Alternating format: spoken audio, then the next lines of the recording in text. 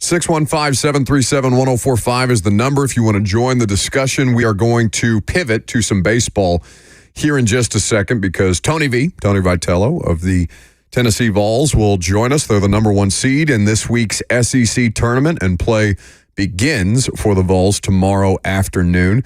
Are you going to watch any Florida and Vandy tonight before Tennessee's opponent is determined? Because the winner of that game will play the Vols. Yes, and not long after I didn't turn my mic on. And not long after Tennessee beats Vanderbilt in Nashville. What was the reaction after that series around here? Because I left that weekend, kind of that Monday afterwards. Yeah. What's the feeling right now with the Vandy fan base? Well, they're famously quiet, at least when it comes to us. So we didn't really hear much from the Vandy fans, though they did get one at the end to keep it from being 10 straight games. 10 straight losses against Tennessee. So they did avoid that a little. I don't know if you want to call it a feather in their cap after losing the series, but still. So vibes were not the best on West End when Tennessee came to town, but I'm sure that doesn't bother Tony Vitello at all, and he joins us now on 104.5 The Zone. Like I said, Vols play tomorrow in Hoover, the number one seed in the SEC tournament, and looking forward to seeing who they're going to play between Vandy or Florida tonight. Tony, been a while. Yeah, no, I appreciate you having us on. You've been letting us work. We're trying to do our best, and we're awaiting the winner of two teams that are very storied programs. So you kind of feel like you should be getting something weaker in our situation, but we'll be getting a team that's got a lot of good pitching regardless of who wins. Absolutely. So we've been bothering you in past seasons when we call you during the season en route, because I completely understand it. Most coaches aren't as generous with their time, Tony. I get it. No, we got plenty of time. As a matter of fact, I just, fortunately, because we got the day off, I just got my car washed after that mass murder of cicadas on the way down here. I had to do something. So we got cleaned up a little bit here before the team practices over at Sanford. Okay, are they a problem during play? Because I'm getting ready to head over to Titans OTAs for the first time this year in just a couple hours, and I'm like expecting cicadas to be on the practice field bothering the players. Are they an issue for you? Well, not until this drive, and my family, was at our last series against South Carolina, no issue. They got back to St. Louis and said they literally couldn't have a conversation. It was so loud. And then I heard Nashville had some struggles, but that was my first experience. Driving through Chattanooga was a little rough. Actually, we got a police escort from the good folks in the Chattanooga area, Hamilton County. They took good care of us yesterday, so shout out to those guys. Well, they can't do anything about the impending doom and threat presented by the cicadas. Tony Vitello here with us on 104.5 The Zone. So obviously you're enjoying the process of coaching whichever team that you've gotten any given season, but you guys obviously had great success throughout the course of the regular season to accomplish what you did in particular in conference play and to put yourself in position to be the number one overall seed. You have to be proud of the guys, but it's got a little bit of a different vibe, at least just watching you guys on TV, Tony, because I haven't been to a game yet in person. Looking forward to getting the opportunity at some point. But this seems to be a little bit different of a team than the one that had so much expression and so much attitude a couple of years ago. How have you kind of adapted to the players and the various styles while still being able to maximize the success of the team? Yeah, I mean, ultimately that is, I feel like, my role, and it's different than my dad, who was a disciplinarian and kind of old school. It was, get in line and do this, and I think you can win that way and have a lot of success. But just for me, I just kind of roll with who we have. I mean, recruiting is in my background, and you got to adjust to the guys that you have. And I do think this group has every bit as much attitude. It just kind of comes in different forms. And the cool thing about this group is instead of like that 22 team, success right out of the gate, they're really strong early. You kind of hand the keys to the car off to them and say, you guys do this. This team wants to be coached. They want to be told what to do. And if you do tell them what to do, they'll go straight ahead and do it as well as they can. And then the other thing, too, is just the improvement level. We started out the year losing our series in Tuscaloosa, Alabama, and we finished the year sweeping And as you know, you look at the story in between those, it was a team that had to evolve a little bit to get to where we got as far as our seed in the tournament. Tony, how do you guys talk about in-season goals as you parse through the season? When it comes to SEC regular season title, you have that, the one seed in the tournament, and then you move on to the SEC tournament. Then obviously it's eyes towards Omaha and getting that national championship. Do you guys kind of parse it out, or do you talk about those long-term goals from the jump throughout the course of the season? How do y'all kind of handle that inside the building? Yeah, easy answer is, again, team by team. But for the most part, I think a general guideline for us is now that we can play these fall games, you all remember we played that game in Nashville against Samford, who's letting us use their field today, and a huge crowd. We wanted to get ready for that game, so it kind of gave us a mark. Similar, I guess, analogy would be climbing Mount Everest, which I would never want any part of that. But I think there's a couple peaks you got to hit. You got a rest point along the way and a point where you can stop, and then you press on. And so for us, we've tried to divide it up into chunks. And starting this tournament down here in Hoover is almost like opening day where you're starting a new season because this is separate. I get it. It's kind of tied into, but it truly is a separate entity unto itself from the season.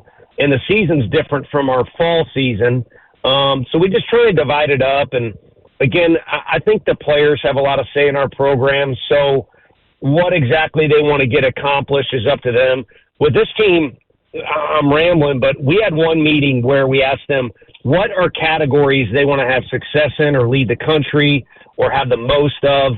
And I would bore you, but it turned into like a 30-minute deal that was just awesome. And in that, a lot of guys for the first time had their voice.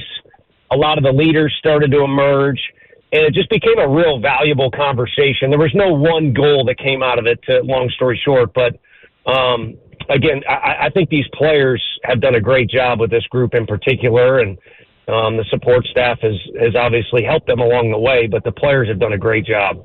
Well, I don't think that stuff's boring at all, Tony. In fact, I think that is such a fascinating part of the team building process year over year. Because anytime we as media members, we ask coaches or players about what are your season expectations, what are your goals, it's smart to downplay any level of expectation whatsoever. Maybe that's just in pro football because you don't want to set yourself up for failure unnecessarily, especially when it's as avoidable as that. But to hear it on the inside and how you guys go about that process, I'm always interested in.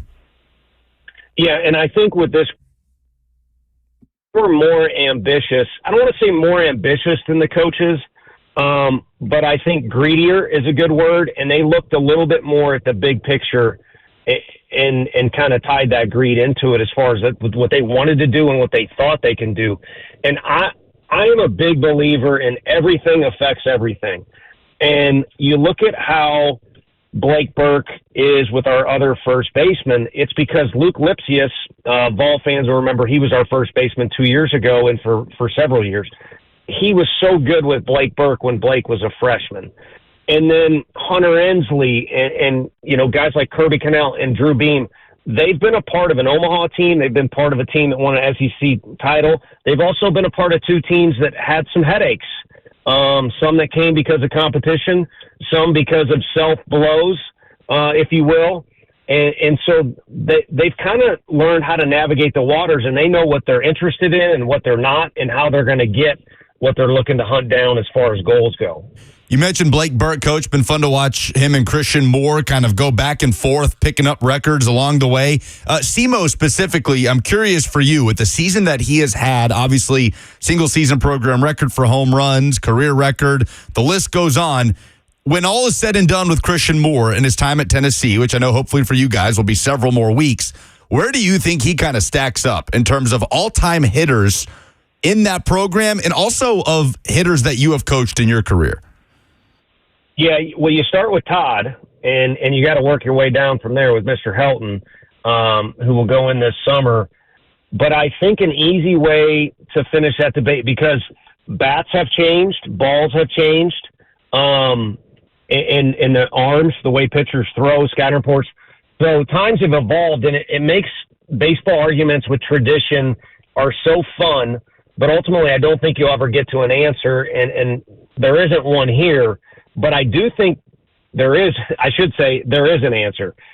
I'm not so sure he's not the most valuable when the money's on the line out of all the guys that at least I've been around hitting-wise. Andrew Benintendi is a kid I talked about the other day with John Wilkerson. Andrew's Friday night stats in the SEC or game one stats when you typically see the other team's ace and, both teams are fresh, and they were unbelievable. And it was because the most competitive situations were when Andrew was at his best. And Simo is a good player at all times, all around. He's matured a lot and evolved as a player. But I think he likes being in those moments when, there's a lot of pressure. If you don't get a hit, you look bad and you're frustrated. And if you have success, it might lead the team to victory. And I think that's where his real value has been this year. Vols skipper Tony Vitello here with us on 104.5 The Zone. Obviously, a lot of local investment in your guys' success, Tony, and Vols will play tomorrow in Hoover, 4:30 p.m. Central Time is where you can watch it on the SEC Network. Do we have any update on A.J. Russell? In particular, a lot of Franklin people have been paying attention to A.J.'s progress and looking to see him have success, and how have you kind of managed his expectations about that? It's been tough because he's a competitor. He wants to be out there. Dylan Cruz was the best hitter in college baseball last year. And I remember over the walkie-talkie where we communicate with our bullpen coach, I could hear AJ saying I want that guy. I want to face him. And, no disrespect to Cruz. It was more AJ is kind of like Simo. He wants to compete. He wants to be involved. So we've had to kind of temper it a little bit because the team having success has bought him time where we can be a little more patient, because even today, I wouldn't say he's at 100%. He's been working his way back to 100% and to where he can be comfortable facing hitters. And the team having success has bought him time as well as us. But I think it's go time. We're in the postseason. He's wanting to go. And having said that, again, I think he's working his way to 100% and building up pitch count. So we're not looking for a guy to come in and save the season, or it's not like we traded for Roger Clemens at the deadline. It's more he'll feel great, we'll feel great about him being involved. And if he can get us 4, 5, 6 outs this time of year during a given week, I think everybody knows how big it is. You mentioned that success that you guys were able to have throughout the course of the regular season, and you get a share of the SEC regular season title with Kentucky. How does that work? Is this a joint custody situation? Is this like the Stanley Cup? Does it make the rounds? Does it spend a week with you? It spends a week with Kentucky. How do you manage that? Yeah, as you can imagine, I have not contacted those guys, so we have not arranged anything. I think our lawyers are going to hear from their lawyers, or vice versa. But what it means, you guys were talking about goals. What it means, and I think it's great for our athletic department and fan base to celebrate a championship. Our guys it was interesting how kind of coy or at least a little stoic they were about it. I do think they had a fun moment when it kind of was the last out for the Vanderbilt-Kentucky game. But I think really when you take a step back, if you can finish in the top 4 in this league, it means you're hosting. It means you're a 1 seed. It means you have a day off today, the first day of the conference tournament, so you're saving pitching a little bit. And it means you had a phenomenal year. And so, we'll take co-champ, we'll take whatever we can get. We're just trying to get better every year and win games. And I think this team parallels that. They got better to the point where during the last day or the last out of the season, they were still moving up the standings. Well, Tony, you're good to take some time on your day off. We'll leave you alone now. Vols tomorrow in Hoover, Alabama. We'll find out who they play later this afternoon when that outcome between Vanderbilt and Florida is decided. Congratulations on all the success to you and the staff and of course, the team. And we're looking forward to watching tomorrow. Thank you. Yeah, congrats to the fans, too. They've had a big hand in it. So we appreciate y'all including us. That's Tony Vitello with us on 104.5 The Zone. You can watch the Vols on the SEC Network.